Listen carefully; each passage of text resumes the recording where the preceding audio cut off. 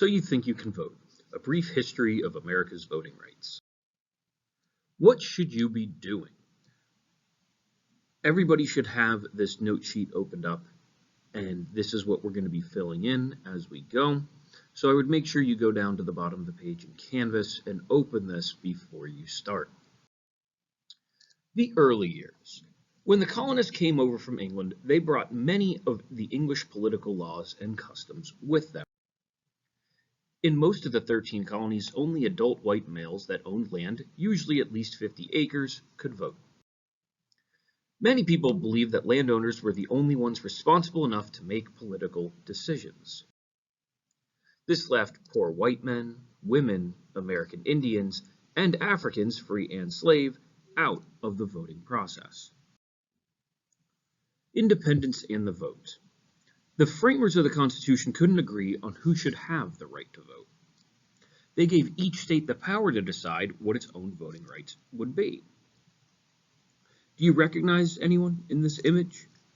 I see Benjamin Franklin, Thomas Jefferson, George Washington, and John Adams. Over time, states dropped the requirement that voters must own property. Some states acted faster than others. New York got rid of the property requirement in 1821. Rhode Island did not change until 1880. The African American vote. The 15th Amendment was passed in 1870, 5 years after the end of the United States Civil War. The amendment states, quote, "The right of citizens of the United States to vote shall not be denied on account of race, color, or previous condition of servitude." The 15th Amendment said that former slaves could not be turned away from the polls due to the color of their skin or the fact that they had been slaves. We will see that this rule wasn't always followed. So you think you can vote.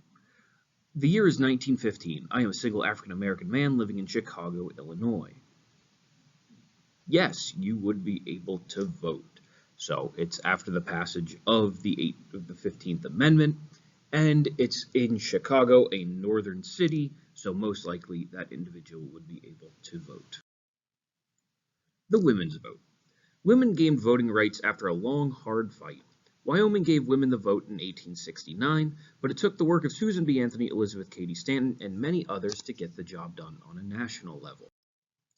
Women won the right to vote across the United States in August of 1920. The 19th Amendment said, "The right of citizens of the United States to vote shall not be denied on account of sex." I am a woman living in New York City in the year 1924. I am 25, married, and have 2 children. Can I vote? Yes, you can. Again, the 19th Amendment was ratified in 1920. This is 1924. Of course, she would get the ability to vote. The American Indian vote. American Indians were not considered citizens of the United States until 1924. Before that, they were considered members of their own tribal governments. In 1924, President Calvin Coolidge signed the Indian Citizenship Act. This gave American Indians the rights and privileges of citizenship. This includes voting, of course. I am an American Indian living in Montana in the year 1910. I'm 65 years old, married, and have 3 kids and 7 grandkids. Can I vote? Sadly, no, you can't vote yet, but it's only 14 years away. DC voting rights. Residents of the District of Columbia did not get the right to vote in presidential elections until the 23rd Amendment was ratified in 1961. I live in Washington, D.C., just down the street from the White House. The year is 1955, and I'm a 35-year-old woman with 2 children. Can I vote for my neighbor, the president? No, she would not be able to vote yet just because she lives in Washington, D.C. Voting is a civil right. Even after the Civil War, many people in the South did not want African Americans to have the same rights as white Americans. This included the right to vote or hold office. Some states and counties passed laws that made voting almost impossible.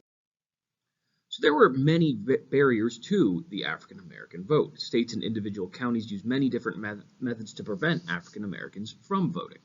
Some of those were limited opportunities to register, arrest and beatings by police, threats of violence toward voters' family and home, personal information shared with groups like the KKK and employers, and unfair tests at the polls. This poll test asks voters to correctly guess the number of cotton balls in a jar before they're allowed to vote. Other tests ask voters to guess the number of bubbles in a bar of soap. The literacy test was one type of poll test that was given in some locations. Voters were tested on their reading skills. Like with the other tests, white voters always passed while African American voters usually failed. The voting requirements in the South will look at Alabama. They had to read a section of the Constitution out loud, tell what the section says in your own words, write out another section of the Constitution, and answer 8 questions on the Constitution. Louisiana, voters who could not prove a 5th grade education had to complete a 30-question test, finish the test in 10 minutes, and many African Americans in these states lacked a quality education, and the tests were meant to exclude blacks from the voting process. Here we have 2 examples of literacy tests. Above we have the Alabama literacy test. So number 1, what year did Congress gain the right to prohibit the migration of persons to the states? That was 1808. Number 2, who is the Commander-in-Chief of the Army and Navy of the United States? That one should be pretty straightforward, the President. Number 3, which of the parts above of the United States Constitution deals with the federal government's authority to call the state militia into federal service? That's a pretty tricky word question.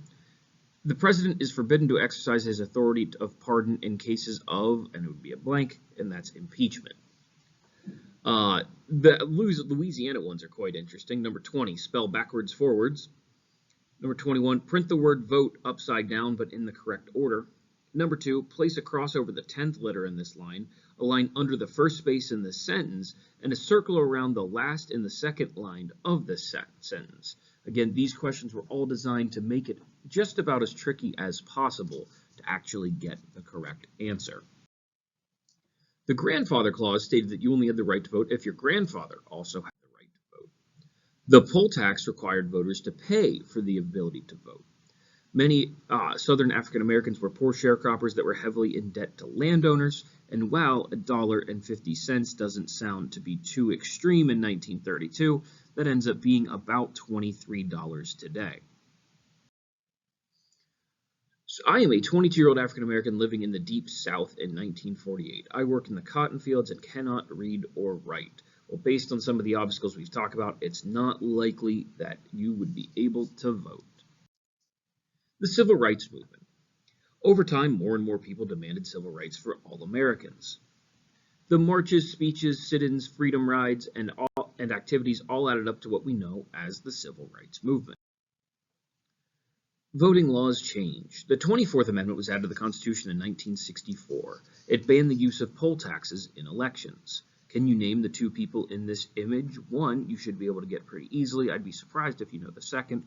That second one was President Lyndon B. Johnson, and the one we most likely recognize, Dr. Martin Luther King, Jr. Voting laws change. The Voting Rights Act was signed by President Johnson in 1965. This law protected the right to vote for all citizens, forced the states to obey the Constitution, and reinforced the 15th Amendment.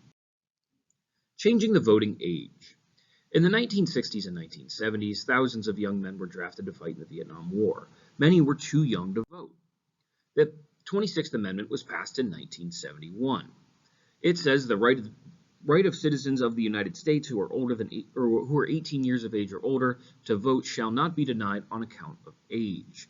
Supporters of this amendment chanted, "Old enough to fight, old enough to vote."